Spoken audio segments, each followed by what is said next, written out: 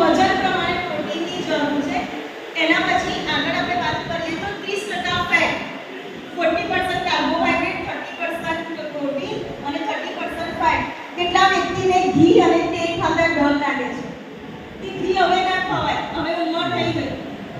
કેટલા વ્યક્તિને ડર લાગે છે કે બધા ખાવ છો? ઘી કેટલા વ્યક્તિ ખાય છે? ઘી રેગ્યુલર ડાયટમાં હોવું જરૂરી છે, બરાબર?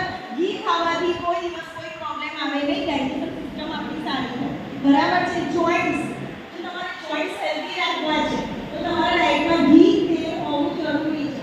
કોઈ મશીન છે 24 કલાક કામ કરે છે તો આપણે શું કરીશું? એને મશીનને ઓઇલ કરવું પડશે.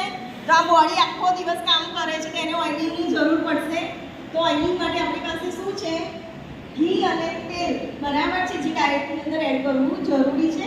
30% ઘી તેલ વગર તમે કોઈ ખોરાક લઈ શકો નહીં. આ વસ્તુ જો તમે બેલેન્સ કરો છો તેને કહેવાય છે બેલેન્સ ન્યુટ્રિશન, જે આપણા ડાયટની અંદર હોવું જરૂરી છે.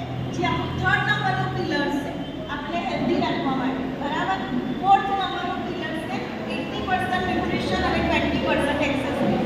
કેટલા વ્યક્તિ રોજ વોકિંગ કરવા જાય છે? રોજ વોક કરવું પડે. ઓકે, ઘણા બધા વ્યક્તિ જે નથી કરતા આજથી સ્ટાર્ટ કરે, બરાબર છે? વોકિંગ કરવાથી બ્લડ સર્ક્યુલેશન સારું થશે, હાર્ટને લગતા પ્રોબ્લેમ નહીં આવે. બ્લડ સર્ક્યુલેશન હશે તો કોઈ દિવસ ઘૂંટણની પણ પ્રોબ્લેમ, બરાબર? તો 80% ન્યુટ્રિશન અને 20% એક્સરસાઇઝ પર આપણે ફોકસ કરીશું. લાસ્ટ નંબરનું પિલર છે મારું પોઝિટિવ માઇન્ડસેટ, બરાબર?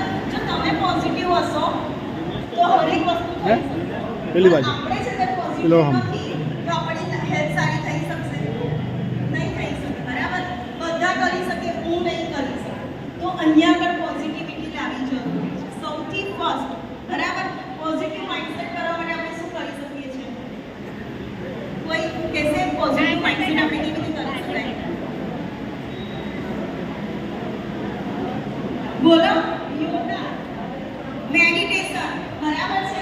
તો આપણા સવારે ઉઠીને 2 મિનિટ કોની પોતાના માટે, પોતાને સારી દુઆ આપવા માટેનું કામ કરવું, બરાબર?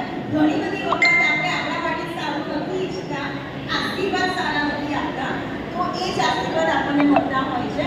તો હંમેશા પોઝિટિવિટી અને દુઆ આપવાની, દુઆ સારી જ આપવાની પોતાને અને બીજાને, તો તમે પોઝિટિવ રહેશો દરેક જગ્યાએ, બરાબર? આ 5 પિલર છે. આ 5 પિલર પર કામ કરશે એ તમને કોઈ કોચ મળશે, બરાબર? પિલર્સને કામ કરાવવા તો તમે 100% એની સાથે આપણે એનાલિસિસ કરે છે, એનું કાગળ છે. એનાલિસિસનું કાગળ બધા ઓપન કરી, એનાલિસિસનું કાગળ ઓપન કરી દો અને હું તમને સમજાવું કે એમાં શું છે. રેડી? સૌથી ફર્સ્ટ હાઈટ લીધી હતી તો હાઈટ પ્રમાણે વજન હોવું જોઈએ. હાઈટ છે એમાંથી 100 માઈનસ કરો, 150 હશે, 160 હશે, એમાંથી 100 માઈનસ કરો, જે રહે એ તમારું વજન હોવું જોઈએ. કોઈનું વજન 100. ક્લિયર? સમજાય છે ને હું શું કહું છું? પાછળ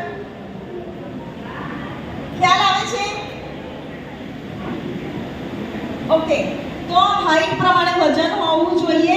આપણી જે હાઈટ છે સેન્ટીમીટરમાં 160, એમાંથી 100 માઈનસ કરીશું તો રહ્યા 60, એટલે આપણું વજન હોવું જોઈએ 60 કિલો. ઓકે, એના પછી સબક્યુટેનસ ફેટ લખ્યું છે ફર્સ્ટ. સબક્યુટેનસ ફેટ શું કરે છે? તો એ લિક્વિડ અને જેલ ફોર્મની ફેટ છે. એ આપણને બિલકુલ નુકસાન નથી કરતી, ખાલી આપણા બોડીનો